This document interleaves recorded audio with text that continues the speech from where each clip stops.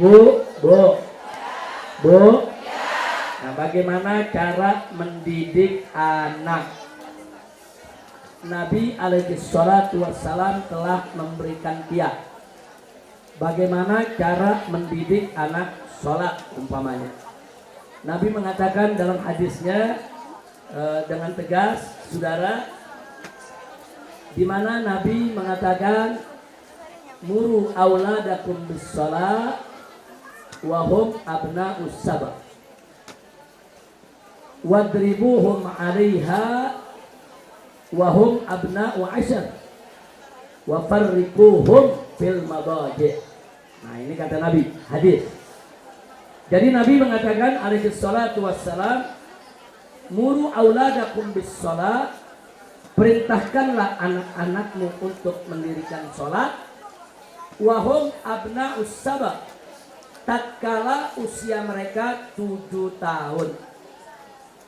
Bu, ingat ya, anak 7 tahun belum wajib sholat, tapi orang tuanya wajib nyuruh si anak untuk sholat. Nah, beda tuh Bu. Anak belum wajib sholat umur 7 tahun, tapi orang tuanya sudah wajib nyuruh anak 7 tahun untuk sholat.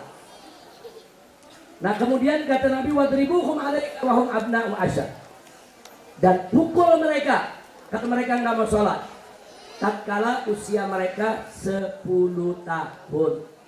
Artinya Bu, kalau belum 10 tahun jangan dipukul, nggak boleh. Sebelum 10 tahun, walaupun dia tidak mau sholat, jangan dipukul. 7 tahun suruh, 10 tahun pukul. Tapi pukulannya bukan pukulan yang melukai. Nah, jangan mukul bagian muka, nggak boleh. Mukul anak bagian muka tidak boleh Bu. Bu, Bu, nah, nggak boleh mukul anak bagian muka. Mukul bagian yang tidak berbahaya.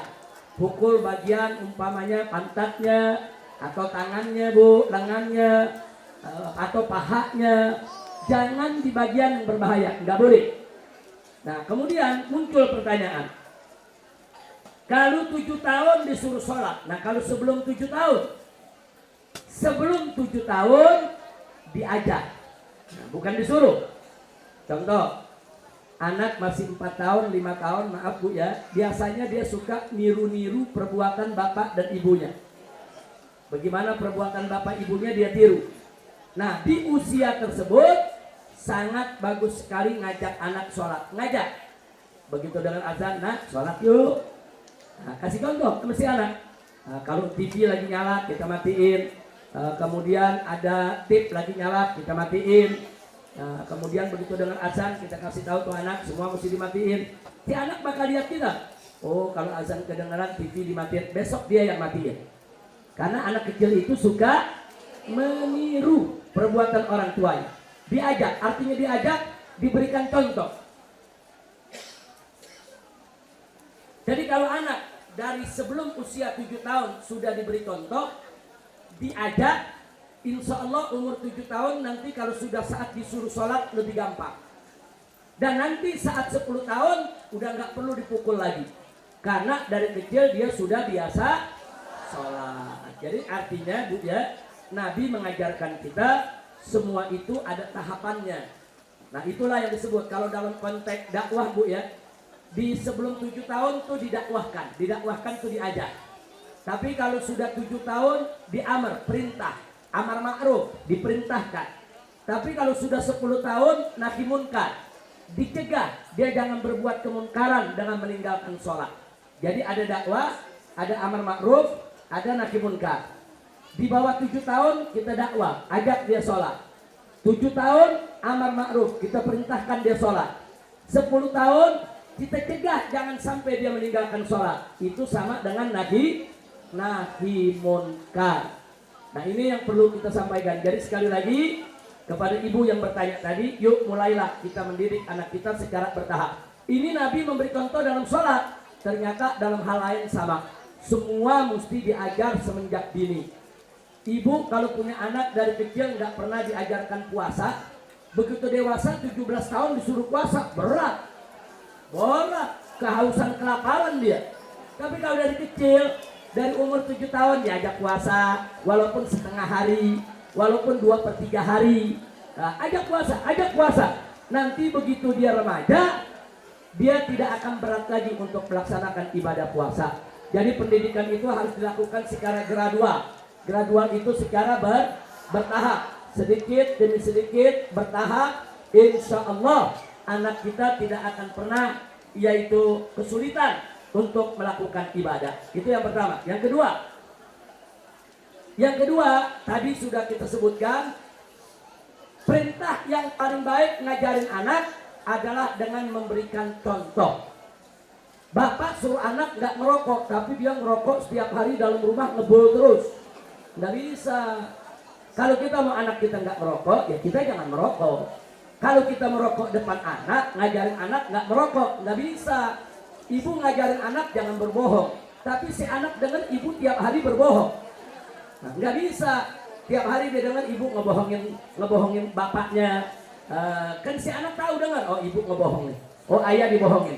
Atau sebalikannya, bapaknya ngebohongin ibunya, si anak tahu ini bapak lagi ngebohong.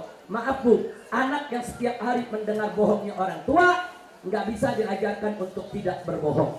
Nah maka itu sekali lagi, pendidikan yang terbaik adalah suri tauladan, contoh. Kita berikan dia qudwah, kita berikan dia contoh. Kita larang dia merokok, kita jangan merokok. Kita larang dia supaya jangan berbohong, kita jangan berbohong. Kita larang dia untuk tidak berucap kata kotor atau kasar, kita jangan berucap kata kotor atau kasar. Bu, jelas bu ya? Ibu kalau punya anak sejak kecil, itu anak diajak ngomong lu gue, sampai gede lu gue. Kalau dari kecil itu anak diajarkan ngomong saya sama orang tuanya atau aku, sampai dewasa dia akan bicara saya atau aku.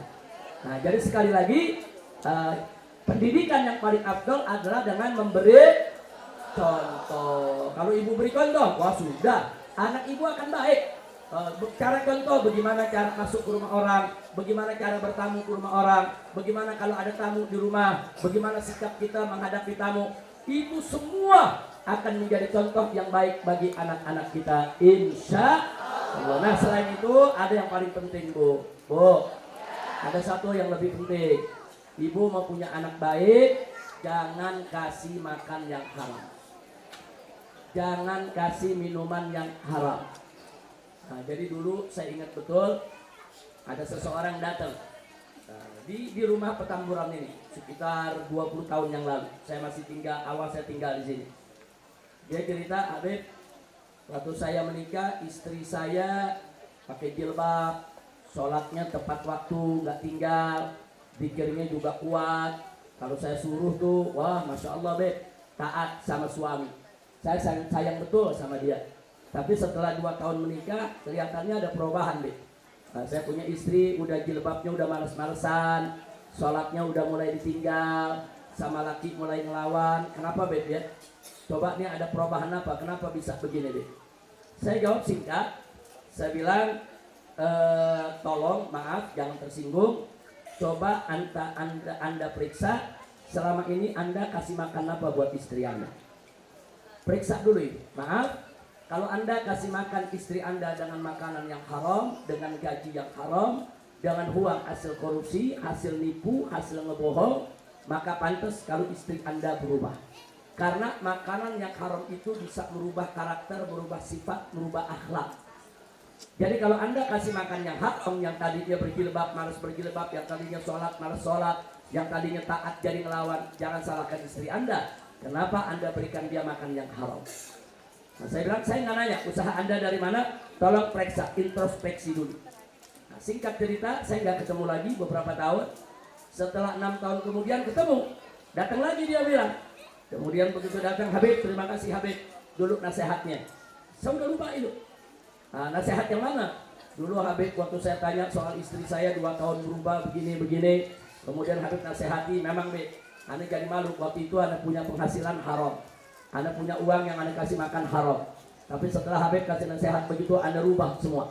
Anda gak kasih lagi yang haram, Anda kerja cari yang halal. Sekarang istri Anda berubah seperti pertama. Baik, taat, sholat, rajin, apa, segala macam. Nah makanya saya ingin ingatkan ibu di sini, tolong makanan perhatikan buat anak-anak kita. Makanan yang haram akan merubah karakter, sifat dan akhlak kita punya anak. Sebaliknya, makanan yang halal itu akan memperkuat karakternya, akan memuliakan akhlaknya, akan memperbagus daripada dia punya sifatnya. Insya Allah. Nah ada yang nanya, Habib kenapa anak kiai kok jadi kiai? Kok anak maling jadi maling? Nah, apa ini sifat turunan? Saya bilang bukan. Bukan, nggak ada sifat turunan begini, nggak ada, bukan. Anak kiai jadi kiai kalau kebetulan kiainya baik, kiainya bagus, kiainya istiqomah, rezekinya halal, dia kasih makan anaknya dengan yang halal, pantas aja anaknya jadi kiai juga. Sebaliknya, maling, dia kasih makan anaknya dengan yang haram, tiap hari dijajalin dengan yang haram, pantas aja anaknya jadi maling. Jadi bukan persoalan ini anak anak siapa, bukan. Anak kiai pun kalau dikasih makan yang haram, kiai-kiai yang jual agama, kiai-kiai yang menghalalkan yang haram, mengharamkan yang halal, kiai-kiai yang meraih uang yang haram, saudara, dia kasih makan anaknya juga akan rusak. Jadi jangan kaget kalau anak kiai juga ada yang rusak. Lo kok nggak ikut bapaknya? Jangan-jangan dikasih makan yang haram. Bu, paham bu ya? Bu, paham bu? Jadi sekali lagi kalau mau ngedidik anak tuh, lihat tadi, satu harus kita berikan, dua kasih makan yang halal, tiga secara bertahap. Insya